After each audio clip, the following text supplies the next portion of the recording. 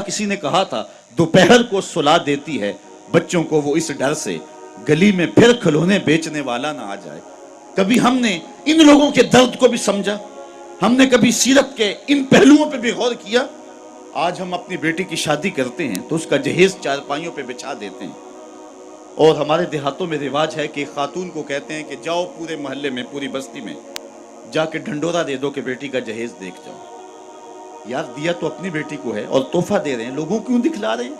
सिर्फ दाद वसूल करने के लिए। मलिक साहब ने, खान साहब ने, चौधरी साहब ने हद कर दी, कमाल कर दी, बड़ा दिया, अपनी बेटी का घर भर दिया। यार, तुमने तो दाद वसूल कर ली। चौपालों में, बैठकों में तज़किरा भी चला, तंदूरों पे औरतें बातें भी करने लगी, तुम्हारे नाम के झंडे भी गड़ गए, लेकिन तुमने ना सोचा तुम्हारी बेटी का जहेज देखने के लिए यतीम बच्चियां भी आईं, तुम्हारी बेटी का जहेज देखने के लिए उस बूढ़े मजदूर की बेटियां भी आईं जो सुबह उठ करके मजदूरों वाले अड्डे पे जाके बैठ जाता है और उसको बूढ़ा समझ के कोई कबूल नहीं करता, और वो कहता मुझे 10 रुपए कम दे देना, मुझे साथ ले जाओ, लेकिन उसको कोई साथ ले जाने के लिए तैयार नहीं होता। जब धूप खूब चमक पड़ती है और उसे मायूसी होती है कि अब कोई लेने नहीं आएगा, तो वो डब्बा लटका करके रोटी वाला घर जब वापस पलटता है तो कोई जानता है उसके कदम कितने बोझल होते हैं। आज वो अपनी बीवी को घर से निकलते कह के आया था कि जो रकम मिलेगी उसका आटा लेकर के आऊंगा, उसका घी लेकर के आऊंगा।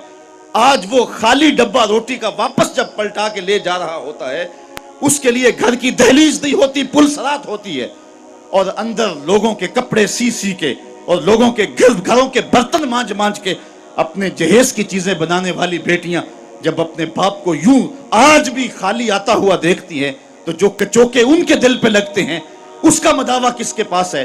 तुमने तो दाद वसूल कर ली, लेकिन तुम्हारी बेटी का जहेज देखने के लिए उस मजदूर की बेटियां भी गई।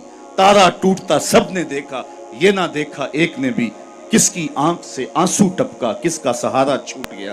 काश के उन दर्दमंदों का भी हमने हाल पूछा होता और उन दुखियों के रिश्ते हुए जख्मों पर भी हमने मरहम रखी होती और हुजूर की सीरत के पैगाम को हमने समझा होता, और हम अपनी मुआशरत और अपने इर्द गिर्द के माहौल के अंदर इन चीजों को, अपने मोहल्ले और अपनी गली के अंदर इन चीजों को देखा होता।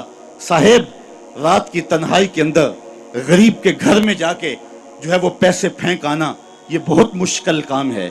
इससे मुआशरे में दाद नहीं मिलती है।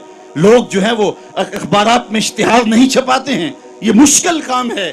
इसलिए इंसान इस मुश्किल घाटी नहीं चढ़ता है। अल्लाह ताला सूरतुल बलद में इरशाद फरमाया, फलक्तहमल अक़बा वमा अदराका मल अक़बा फक्कु रक़बा।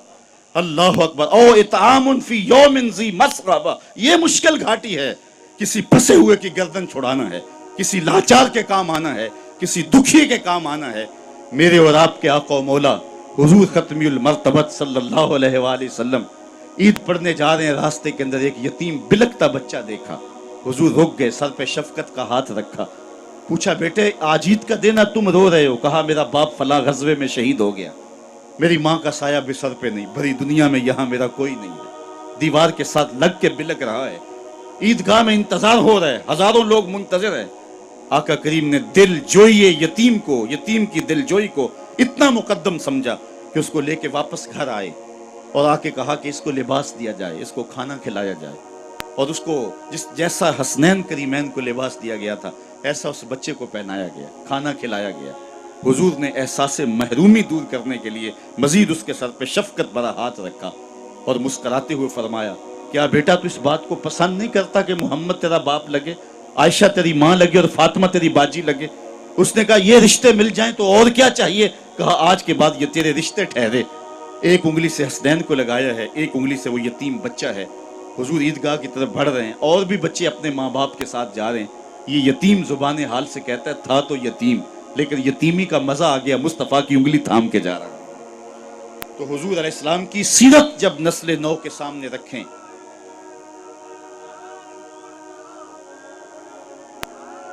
आज सिसकती इंसानियत की बात होती है तो आज दुनिया इसकी बात करती है।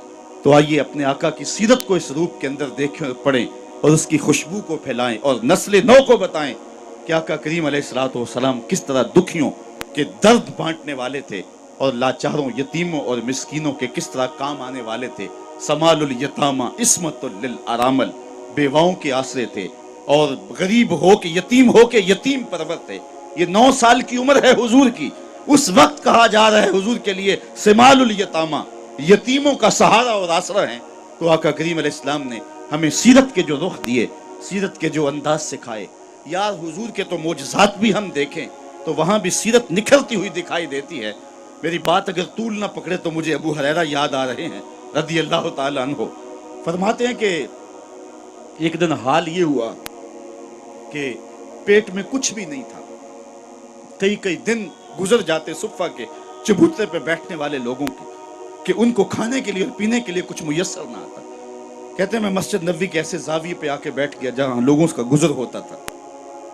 آرزو یہ تھی کوئی گزرتا ہوا شخص میرے چہرے کو پڑھ لے اور میرے من میں اتر جائے. ہستی پلکوں کے نیچے غم بھی پلتے ہیں مگر کون دیکھتا ہے اتنی گہرائی میں. حضرت ابو ہریرہ فرماتے ہیں بھوک سے نڈال تھا، کمر سیدھی نہیں ہو رہی تھی اور سوال کرنا میری غیرت کے منافی تھا. میرا خیال تھا کہ کوئی گزرتا ہوا میرے حالات سے آگاہ ہو جائے گا. خیر لوگ گزرتے گئے. میں نے کہا کوئی بات کرنی چاہیے. حضرت عمر رضی اللہ تعالیٰ عنہ آئے. میں نے ان سے قرآن مجید کی کوئی آیت پوچھی. انہوں نے آیت بتائی اور آگے بڑھ گئے. شاید وہ جلدی میں تھے اور جو میرا مسئلہ تھا وہ معلوم نہ ہو سکا انہیں. پھر میں منتظر رہا. حضرت صدیق اکبر آئے رضی اللہ تعالیٰ عنہ. میں نے ان سے کوئی مسئلہ شرعی پوچھ لیا. انہوں نے بھی مسئلہ بتایا اور آگے بڑھ گئے. میں نے سوچا میرا مسئلہ تو وہیں رہ گیا. کہتے ہیں اب میں پریشان تھا کہ ایک جانب سے روشنی اٹھی اور دل و قلب و نگاہ کا مرشد اولین آ گیا. حضور تشریف لے آئے تو میں نے حضور سے بھی کوئی مسئلہ ہی پوچھا. حضور نے میری جانب غور سے دیکھا اور پھر مسکرا کے بولے ابو ہریرہ بھوک لگی ہوئی ہے؟ جس کی تسکین سے روتے ہوئے ہنس پڑھیں اس تبسم کی عادت پہ لاکھوں سلام. کہا ابو ہریرہ بھوک لگی ہوئی ہے؟ میں نے عرض کی جی حضور بھوک لگی ہے. فرمایا میرے پیچھے پیچھے آ جاؤ. پھر اگلا واقعہ آپ نے علماء سے سنا ہے. دودھ کا ایک پیالہ تھا. گھر والوں سے پوچھا, انہوں نے کہا یہ دودھ ہی ہے. کہا ابو ہریرہ؟ میں نے کہا جی حضور. کہا جاؤ صفہ والوں کو بھی بلا لاؤ. کہتے ہیں دودھ کا پیالہ دیکھ کے تو خوشی ہوئی, لیکن 70 لوگ تھے صفہ کے چبوترے پہ بیٹھے. میں ان کو بلا لایا تو حضور نبی رحمت صلی اللہ علیہ وسلم نے میرے ہاتھ میں پیالہ دیا. کہا ابو ہریرہ دائیں سے شروع ہو جاؤ. میں ایک شخص کو پیالہ دیا, دل دھڑک رہا ہے کہ بھوک کی شدت ہے, لیکن جب اس نے پیالہ اپنے منہ سے لگایا اور دودھ پیا تو میں نے دیکھا کہ ایک قطرہ بھی کم نہ ہو. دل کو تسلی ہو گئی. دوسرے کو, تیسرے کو, 70 آدمی دودھ پی گئے لیکن دودھ کم نہیں ہوا. لگتا ہے رب نے اس پیالے کا تعلق کوثر کی نہر سے جوڑ دیا تھا. حضرت ابو ہریرہ فرماتے 70 آدمی پی گئے تو حضور نے مجھے فرمایا ابو ہریرہ کون باقی؟ میں نے عرض کی حضور ایک میں باقی, ایک آپ باقی. فرمایا کہ تم بھی پیو. کہتے میں نے پیا اور رج کے پیا. حضور نے کہا اور پیو. میں نے پھر پیا, سیراب ہو کے پیا.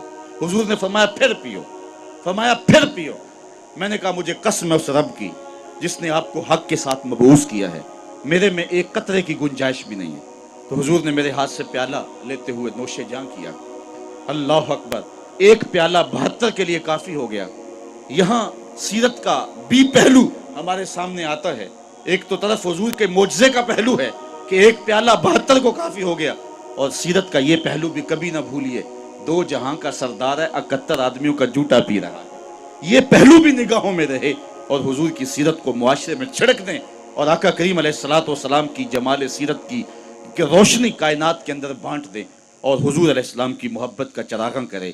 اقبال کہتا ہے اگر تم چاہتے ہو کہ حضور علیہ السلام کا پیار نئی نسل کے اندر منتقل کیا جائے تو پھر یہ کام تمہیں کرنے پڑیں گے کہ ان کو کثرت سے درود پڑھنے کی ترغیب دی جائے گی, حضور کے حسن و جمال کا تذکرہ سنایا جائے گا اور حضور کی سیرت کی خوشبو ان تک پہنچائی جائے گی. اور میں کہتا ہوں حضور کے مناقب اور فضائل کی کہانی ان تک پہنچائی جائے گی, رکھی جائے گی, اور عظمت مصطفیٰ کے قصیدے ان کے سامنے رکھے جائیں گے. یہ محافل نعت اور یہ مجالس نور اور یہ محافل میلاد نئی نسل کے اندر جو ہے وہ حب رسول کو داخل کرنے کا زود اثر ذریعہ ہے, اور ان کے نتائج اگر ہم حاصل کر پائیں اور ان کو ہم مؤثر انداز سے منعقد کریں اور ہماری محافل کے اندر جو کچھ چیزیں شامل ہو گئی ہیں جو اس کی روح کو مسخ کر رہی ہیں ان کو دور پھینکیں اور پھر اس سے زود اثر نتائج حاصل کر کے حب رسول کے چراغاں نئی نسل کے اندر کیا جا سکتا ہے.